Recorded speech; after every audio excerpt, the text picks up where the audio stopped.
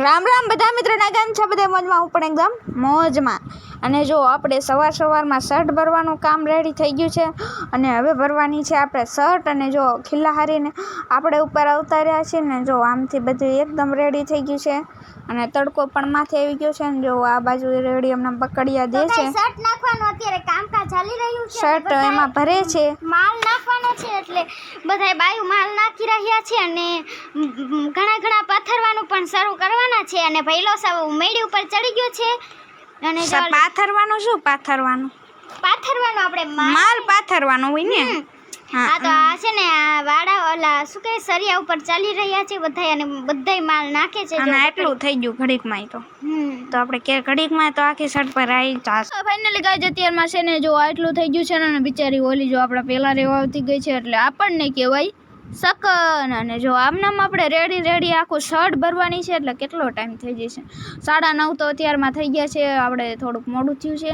અને જો આવી રીતે તો હવે લીધો છે રંધો કહેવાય ને, આ રંધોને બધા હાથમાં લઈને અને હવે મિસ્ત્રી કરવાના છે મસ્તીનું કામ. અને આવી રીતે મસ્તીનું 1 નંબર થઈ જાય તો આપણે સારામાં સારું વધીને આપણે 12 વાગશે એકાતો આખે થઈ જશે. અને જો બકડિયા ઉપર બકડિયા એટલે તો આપણે જડ થાય તો કરા જ ને. અને જો આમનામ લેવલ કરશે હવે. અને જો આ બાજુ આમનામ રેડી કરે અને જો બકડિયું આવ્યું પાછું અને તે પછી પાછું બકડિયું આવશે. એમ બકડિયા ઉપર બકડિયા આવશે એટલે હેને હટાઠટી થઈ જાય. અને બસ અને આપણે જો ઓલી બિચારી જોવે છે આ શું કરે છે એમ આપણે એને પરેશાન નથી કરવાની. અને જો આ બાજુ આ બકડિયા પર બકડિયાના એટલું થઈ ગયું છે ઘડીકમાં. અને જો એકદમ રંધો મારે છે. એક લેવલ કરવું તો પડે જ ને. લેવલ કરી નાખે એટલે ઉપાધિ ને. લેવલ કરી નાખે પછી એટલે આપણા ગાંઠનું ઓલું ન થાય ને કાંઈ નહીં. જેમ કે જો એકદમ રેડી થાય છે અત્યારમાં. અને જો આ બાજુ પંખાના બધું જે લાઇટોનું હતું એ બધું એમાં કરી નાખ્યું છે એકદમ રેડી. અને આવી રીતે એકદમ થઈ જાય મસ્તીનું રેડી ફર્સ્ટ ક્લાસ. પછી તો બસ આમનામ થઈ જાય એટલે ઘણું રેડી. અને જો બકડિયું પાછું આવી ગયું છે અને પાટિયા લેવલ કરવાનું છે. અને જો આ બાજુ સિમેન્ટની પણ ગાડી આવી ગઈ છે. અને જો તમે આટલું થઈ ગયું છે અને આવી રીતે મસ્તીનું છે. અને અમિતભાઈ પણ આવી ગયા છે સેન્ડિંગવાળા. અને જો આ બાજુ જોવે છે હંધુય. અને જો લેવલ કરવાનું હોય એટલે તો એકદમ જ થઈ જાય. અને આમનામ લેવલ થઈ જાય તો કાખારું. અને જો ઓલા બાજુ બૂહડું હલે છે, પવન એટલો આવે છે ને કે જેની વાત જ જવા દે, પરસેવ જ ન વળે કોઈને. તો એ કામ કરે એને વળે, આપણે તો વિડીયો ખાલી ઉતારવી એટલે કાંઈ થાય ને. એને જો તો આપણે આવી રીતે થઈ જાય ને 1 નંબર તો ઉપાધિ નહીં. જેમ કે જો આ બાજુ અને આ બાજુ જો આવી રીતે થયું છે. ને જો અહીંયા મારા મામા પણ આવી ગયા અત્યારમાં.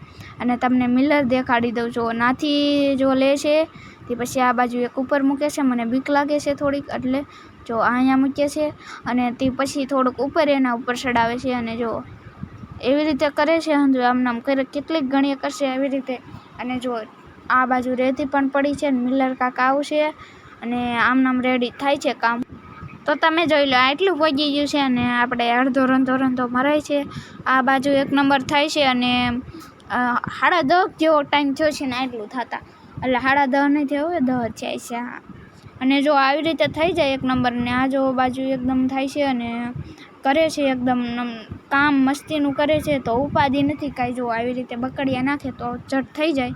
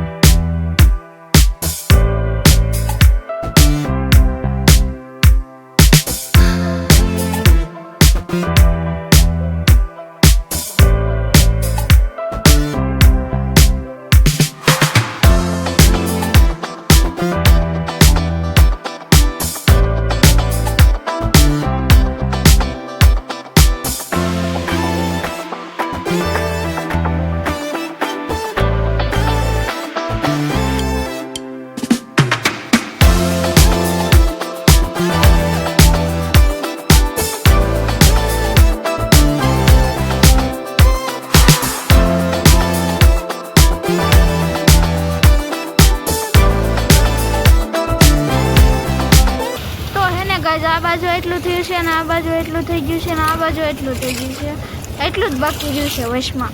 તો હવે 10 સાડા 10 એવું થયું છે, 11 વાગવામાં થોડીક વાર છે. અને જો આવી રીતે રેડી થાયતું જ જાય છે.